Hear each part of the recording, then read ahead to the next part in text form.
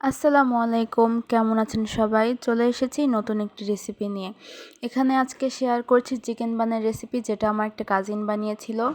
তো এখানে প্রথমে একটা মুরগির বুকের মাংসের অর্ধেকটা কেটে নেওয়া হচ্ছিল। এখানে আমরা শুধু সলিড পিসই ইউজ করেছি, কোনো হাড়যুক্ত মাংস নেই। তারপরে কেটে নিয়েছিলাম কিছু পেঁয়াজ আর কাঁচামরিচ। এখানে আমি দেখাচ্ছিলাম কতটুকু মাংস নেওয়া হয়েছে এবং এর সাইজটুকু কেমন। তারপর একটা কড়াইতে তেল গরম করে এখানে কেটে রাখা পেঁয়াজ আর কাঁচামরিচগুলো দিয়ে দেওয়া হচ্ছিল। এখানে আমরা তেলটা একটু বেশি ইউজ করেছি। আর পেঁয়াজ আর কাঁচামরিচটা আপনারা মাংসের উপর ডিপেন্ড করে নিতে পারেন। এখানে এগুলো একটু ভালোভাবে নাড়াচাড়া দিয়ে সামান্য পরিমাণের ভেজে নেব। ভাজার এই পর্যায়ে আমরা এখানে মাংসগুলো অ্যাড করে দিচ্ছি। আমরা কিন্তু এখনও এখানে কোনো লবণ ইউজ করিনি। এটা একটু ভালোভাবে নাড়াচাড়া দিয়ে নেব। একদম পেঁয়াজ আর মরিচের সাথে মাংসটা ভালো করে মিশিয়ে তারপর এখানে দিয়ে দিচ্ছি লাইট সয়া সস 1 চা চামচ। তারপর এটা ভালোভাবে মিশিয়ে এখন বাকি উপকরণগুলো দিয়ে দিচ্ছি। এখানে দিয়ে দেওয়া হলো লবণ, তারপর একটু নাড়াচাড়া দিয়ে তারপরে দিয়ে দেওয়া হচ্ছে গরম মশলার গুঁড়া। তারপর এখানে দিয়ে দেওয়া হচ্ছিল বারবিকিউ মশলা। তারপরে আমরা এটা আরও ভালোভাবে নেড়ে চেড়ে নেব। আচ্ছা, এখানে আপনারা তান্দুরি মশলা ইউজ করতে পারেন। আর এখানে দিয়ে দেওয়া হচ্ছিল সামান্য পরিমাণে আদা রসুন বাটা, একটু হলুদ গুঁড়া, সামান্য চিনি, আর এটা হচ্ছে কিছু গ্রেট করে রাখা পনির। এখানে আপনারা চিজও ইউজ করতে পারেন। আমরা পনিরটা অ্যাভেলেবেল ছিল যেহেতু, এর জন্য এটাই দিয়ে দিয়েছি। এরপরে একটু ভালোভাবে নেড়েচেড়ে এটা রান্না করে নিতে হবে। এই পর্যায়ে আমরা এখানে অ্যাড করে দিচ্ছি 1 কাপের মতো দুধ। দুধটা অপশনাল, কিন্তু দুধ অ্যাড করলে একটু ক্রিমি ভাব আসে। এখানে আমরা দুধটাও শুকিয়ে নেব। তারপরে এটার অবস্থানটা দেখতে পাচ্ছেন, একটু ভাজা ভাজা করে তেল ওঠা হয়ে আসলে আমাদের চিকেন বানের পুরটা রেডি হয়ে যাবে।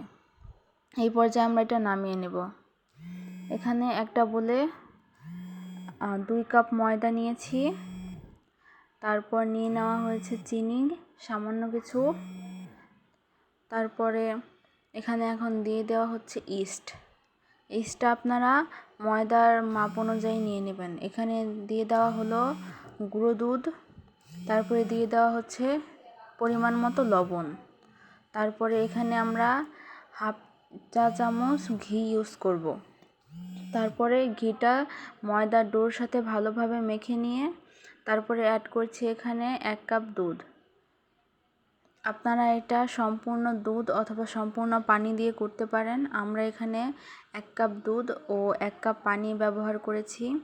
এটা আমরা কয়েকটা ধাপে ধাপে ইউজ করব, একেবারেই না। দুধটা দেওয়া শেষ, এখন পানি দিয়ে এটা ভালোভাবে মেখে নেওয়া হচ্ছে।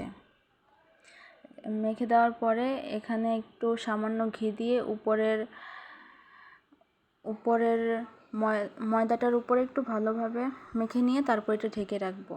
2 ঘন্টা পরে আমাদের ময়দার অবস্থানটা এইরকম হয়েছে। এটা একটু ভালোভাবে হাত দিয়ে মথে নিয়ে মসৃণ করে নেব। ময়দাটা এখানে খুব ভালোভাবে মসৃণ করে নেওয়া হচ্ছে। এরপরে এই যে আমাদের ওভেনের ট্রেটা আছে, এটা একটু ভালো করে তেল দিয়ে গ্রিস করে নিতে হবে। এরপর মসৃণ করে রাখা ময়দার থেকে সমান পরিমাণ করে কিছু গোল গোল বল কেটে নেব। এগুলো আমরা সবগুলো সমান পরিমাণ করে কেটে নেব, যাতে আমাদের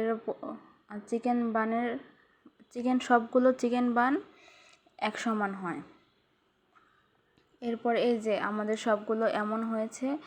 এখন আমরা এটা একটু হাত দিয়ে এরকম গোল গোল করে নিয়ে তারপরে পুরটা ভেতরে ভরে দিয়ে মুখটা আটকে একটু ভালোভাবে গোল করে নেব। এই কাজটা আমার কাজিন খুব ভালো পারে। ও এই রান্নাটা করেছিল, আমি ভিডিওটা শ্যুট করেছি। এখন আমাদের 8টা হয়েছে। সবগুলো চিকেন বানের উপরে এখন আমরা ডিমের কুসুম ছড়িয়ে দেব। এখানে ডিমের কুসুমটা না দিলে উপরে যে সুন্দর লালচে কালারটা আসে সেটা আসবে না, তো ডিমের কুসুমটা মাস্ট দিতে হবে। আর উপরে কালারটা না চাইলে আপনারা তেল ব্রাশ করতে পারেন। এখানে আমরা সবগুলোর উপর সুন্দরভাবে ডিমের কুসুমগুলো ব্রাশ করে দেব। এই পর্যায়ে আমাদের এগুলো ব্রাশ করা হয়ে গেছে। আমরা ওভেনটা আগে থেকে প্রিহিট করতে দিয়েছিলাম, এখন এগুলো দিয়ে দিচ্ছি। এটা নর্মাল হিটে 20 থেকে 25 মিনিট দেওয়া হয়েছিল। তো 25 মিনিট পরে আমাদের চিকেন বানগুলোর লুকটা এমন এসেছে, যেহেতু উপরের হিটটা বেশি এর জন্য উপরেরগুলো লাল হয়েছে, পরেরগুলোর জন্য আমরা আবার হিট দিয়েছিলাম। এখানে চিকেন বানগুলো কেটে দেখানো হচ্ছিল কতটা সুন্দর ভেতরে হয়েছে। সবগুলো চিকেন বান খেতে খুবই মজা হয়েছিল। আর এখানে চিকেন বানগুলো কতটা ফ্লাফি এবং ভেতর থেকে কাঁচা রয়ে যায়নি, আমরা এটাই দেখাচ্ছিলাম। খুবই সুন্দর হয়েছিল। আপনারা চাইলে রেসিপিটি ফলো করতে পারেন। আর অবশ্যই